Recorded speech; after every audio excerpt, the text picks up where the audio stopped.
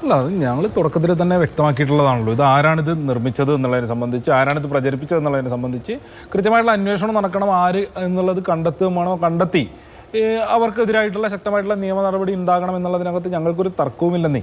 ആ നിലപാടിൽ തന്നെയാണ് ഞങ്ങൾക്കുള്ളത്. ആ നിലപാട് തന്നെയാണ് ഞങ്ങൾക്കുള്ളത്. അല്ല, സ്വാഭാവികമായിട്ടും ഞങ്ങൾ ഇതിനകത്ത് ആദ്യഘട്ടത്തിലേ പരാതി നൽകിയിട്ടുണ്ട്.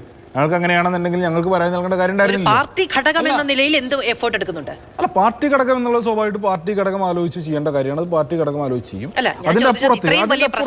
ഒരു മിനിറ്റ് ശ്രീ പി എം മാഷ്, അതായത് കെ ലതികയോട് നിങ്ങൾക്ക് എവിടെ നിന്നാണ് ഇത് കിട്ടിയത് എന്ന് സംബന്ധിച്ച് പാർട്ടിക്ക് ഒരു അന്വേഷണമാകാം അല്ലെ? സാധാരണഗതിയിൽ പാർട്ടിക്കെതിരെ ഒരു പോസ്റ്റ് ഏതെങ്കിലും ഈ പറയുന്ന ആളുകൾ ഇട്ടിട്ടുണ്ടെങ്കിൽ അവരുടെ അഡ്രസ്സ് നിമിഷങ്ങൾക്കകം, അവരുടെ വീട്ടിൽ ആരൊക്കെയുണ്ട് എന്ന കാര്യം നിമിഷങ്ങൾക്കകം, അവരുമായി ബന്ധപ്പെട്ട സകല വിവരങ്ങളും കാണ്ടം പ്രചരിപ്പിക്കപ്പെടുമല്ലോ. അതിനുള്ള അന്വേഷണ സംവിധാനം പാർട്ടിക്കുണ്ടല്ലോ. സ്വന്തം നേതാവിനോട് നിങ്ങൾക്ക് ഇത് എവിടെ നിന്നാണ് കിട്ടിയത് എന്ന് ചോദിച്ചാൽ തീർന്ന പ്രശ്നമല്ലേ ഉള്ളൂ. അങ്ങനെ ഈ പറഞ്ഞ ആളുകളുടെ വീട്ടിലെ വിവരങ്ങളൊക്കെ അന്വേഷിക്കാൻ വേണ്ടി കഴിയുന്ന, അന്വേഷിച്ച് നിമിഷ നേരങ്ങൾക്കൊക്കെ അറിയാൻ വേണ്ടി കഴിയുന്ന ഒരു സംവിധാനം എന്തായാലും ഞങ്ങളുടെ പാർട്ടിക്കുള്ളതായിട്ട് എനിക്കറിവില്ല. ഞങ്ങൾക്ക് ആർക്കും അറിവില്ല. അറിവുണ്ടാകുമായിരിക്കും. ആ അറിവ് ലഭ്യമായ ഇടം എവിടെയാണോ അവിടെ നിങ്ങൾ അന്വേഷണം നടത്തി അതിനകത്ത് മറുപടി. ഒരു നിമിഷം ശ്രീ പി എം മാഷ്, നമുക്ക് ഒന്ന് സംസാരിച്ചു പോകാം. ഇപ്പം കെ ശൈലജയ്ക്കെതിരെ ഒരു പോസ്റ്റ് വന്നു എന്ന്, ഇത് UDF-ന്റെ ഫാക്ടറിയിൽ നിന്നുണ്ടായതാണ് എന്നതടക്കമുള്ള കാര്യങ്ങൾ പറഞ്ഞുകൊണ്ട് കെ ശൈലജ വാർത്താ സമ്മേളനം നടത്തി.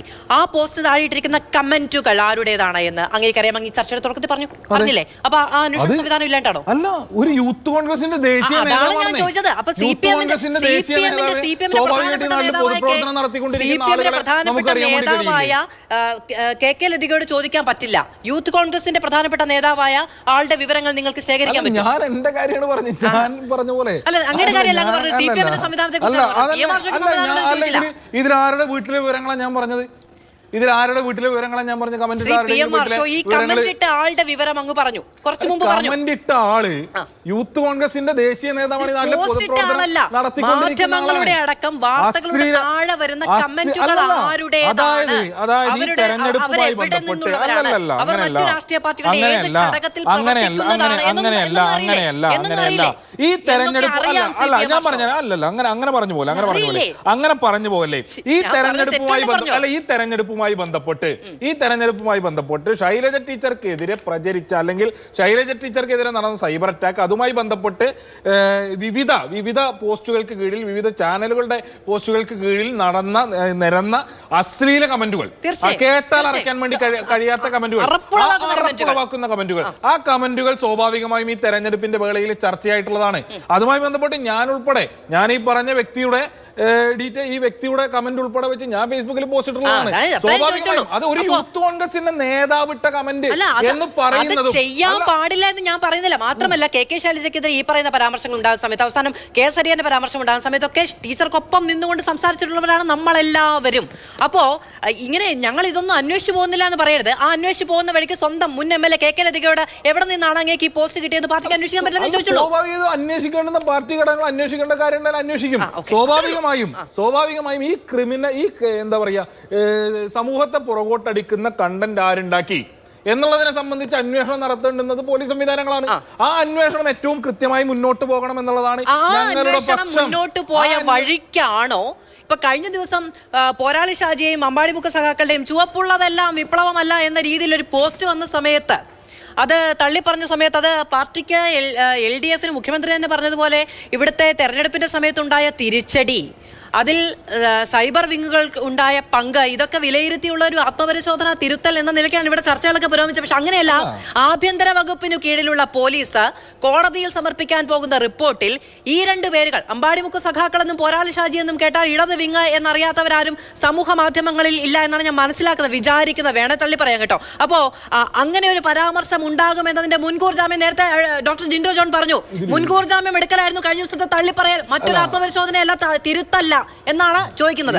ഇതില് ഒരു മുൻകൂർ ജാമ്യത്തിന്റെയും കാര്യമില്ല.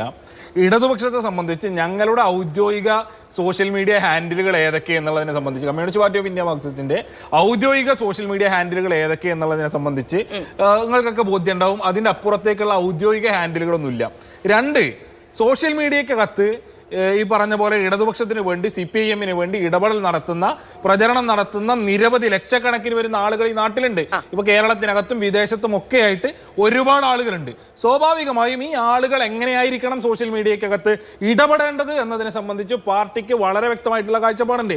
ആ കാഴ്ചപ്പാടിന് പുറത്തുള്ള ഒരു ഇടപെടലുകളെയും ഒരു ഘട്ടത്തിലും പാർട്ടി ഓൺ ചെയ്തിട്ടില്ല. അത്തരം ഇടപെടലുകൾ ഉണ്ടായാൽ ആ ഇടപെടലുകളെ തള്ളി പറഞ്ഞിട്ടുണ്ട്. നിങ്ങൾ ഈ പറഞ്ഞ പോലെ ചില പേജുകൾ ഇപ്പൊ 1-2 പേജല്ല, ഇപ്പൊ അമ്പാടി ബുക്ക് സഖാക്കളും ഈ മറ്റേ പോരാളി ഷാജി 1-2 ഇപ്പൊ സഖാവ് MV ജയരാജ പത്രസമ്മേളനം നടത്തുന്ന ഘട്ടത്തിൽ നിരവധി ഈ നിലക്കുള്ള സോഷ്യൽ മീഡിയ ഹാൻഡിലുകളെ അദ്ദേഹം സൂചിപ്പിച്ചു പോയി. ഞാൻ പറഞ്ഞത് ആ നിലക്കുള്ള തെറ്റായിട്ടുള്ള ഇടപെടലുകൾ ഇത്തരം ഏതെങ്കിലും പേജിന്റെ ഏതെങ്കിലും സോഷ്യൽ മീഡിയ ഹാൻഡിലിന്റെ ഭാഗത്ത് പ്രൊഫൈലിന്റെ ഭാഗത്ത് ഉണ്ടായിട്ടുണ്ടെങ്കിൽ അതിനെ അതിനെ ചുമക്കേണ്ടുന്ന ഗതികേട് ഞങ്ങൾക്കില്ല. അതിനെ കൃത്യമായി തള്ളിപ്പറഞ്ഞ് തിരുത്തൽ വരുത്തേണ്ടത് തിരുത്തണം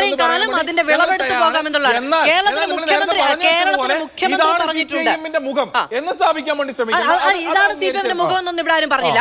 ലക്ഷക്കണക്കിന് വരുന്ന സൈബർ സഖാക്കൾക്ക് പാർട്ടിക്ക് വേണ്ടി നടത്തുന്ന അതും വിയർപ്പിന്റെ വിലയെടുക്കുന്ന സമയത്ത് അത് വെച്ചുണ്ടുന്ന സമയത്ത് നടത്തുന്ന ഒരു ലാഭേച്ഛയും ഇല്ലാതെ നടത്തുന്ന പ്രവർത്തനങ്ങളെ അങ്ങനെ തന്നെ ശ്ലാഘിച്ചിട്ടുണ്ട് ഈ പറയുന്ന സത്യാനന്തര കാലത്തിന്റെ വക്താക്കളും കേരളത്തിലെ മുഖ്യമന്ത്രി അടക്കമുള്ളവരും ഒക്കെ.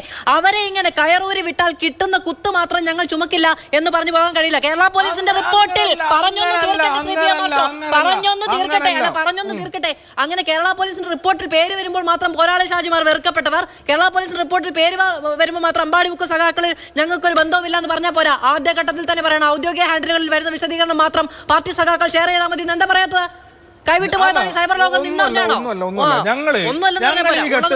ഞങ്ങൾ ഈ ഘട്ടത്തിലൊന്നുമല്ല. വളരെ കൃത്യമായി ഈ പാർട്ടി എങ്ങനെയായിരിക്കണം, പാർട്ടി സഖാക്കളുടെ സോഷ്യൽ മീഡിയ ഇടപെടൽ എന്നുള്ളതിനെ സംബന്ധിച്ച് വളരെ കൃത്യമായിട്ടുള്ള കാഴ്ചപ്പാട് ഞങ്ങൾ ഇതിനു മുൻപ്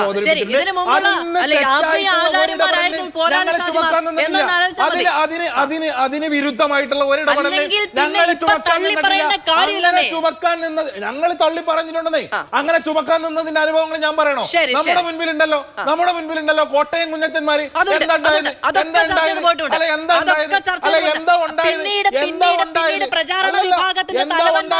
പോലീസ്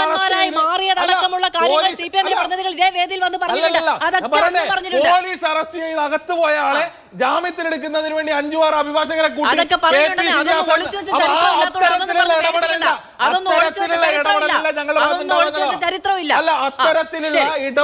ഞങ്ങളുടെ ഭാഗത്ത് ഉണ്ടാകുക എന്നുള്ളതാ പറഞ്ഞു പോയിട്ടുള്ളത്. തെറ്റായ ഇടപെടലുകൾ ഈ പാർട്ടിയുടെ പേര് പറഞ്ഞ ആരെങ്കിലും പറയുന്നതിന് വേണ്ടിയോ അത്തരം ആളുകൾക്ക് ജാമ്യം എടുക്കുന്നതിന് വേണ്ടിയോ ഞങ്ങൾ നടന്നില്ല. ആ ഘട്ടത്തിൽ CPI ഉറപ്പെടുത്തണ്ട. ശരി, ഓക്കെ. അത് ഈ പോലീസ് റിപ്പോർട്ടിൽ പരാമർശം വരുമ്പോൾ മാത്രം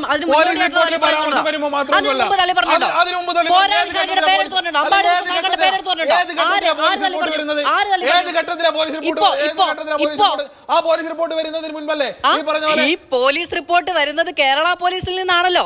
കേരള പോലീസ് ആഭ്യന്തര വകുപ്പിന് കീഴിലാണല്ലോ. അപ്പൊ അതിന് തൊട്ട് മുമ്പുള്ള ഈ മുൻകൂർ ജാമ്യം എടുക്കാൻ യോഗത്തിനകത്ത് വെച്ചിട്ടാണോ കോടതിയിൽ സമർപ്പിക്കുക? അതെനിക്കറിയില്ല. പക്ഷെ ആഭ്യന്തര വകുപ്പിന്റെ പോലീസാണെന്നറിയാം. പാർട്ടി കമ്മിറ്റിയിൽ വെച്ചിട്ടാണോ റിപ്പോർട്ട് എടുക്കുക? പാർട്ടി കമ്മിറ്റിയുടെ ലെറ്റർ ഹെഡിലാണ് ഇത് പുറത്തുവന്നല്ലോ. പാർട്ടി കമ്മിറ്റിയുടെ ലെറ്റർ ഹെഡിലാണ് പാർട്ടി കമ്മിറ്റിയുടെ ലെറ്റർ ഹെഡിലാണ് മാതൃഭൂമിയുടെ ബോധ്യമൊന്നുമല്ല. ആ ബോധ്യം എപ്പോൾ എങ്ങനെ വെളിപാടായിട്ടുണ്ടായി എന്നൊരു ചോദ്യമാണ് കേട്ടോ. അതെ, അത് അതൊരു വെളിപാടാണ് എന്ന് വിശ്വസിച്ച് മുന്നോട്ട് പോകട്ടെ കേരള സമൂഹം.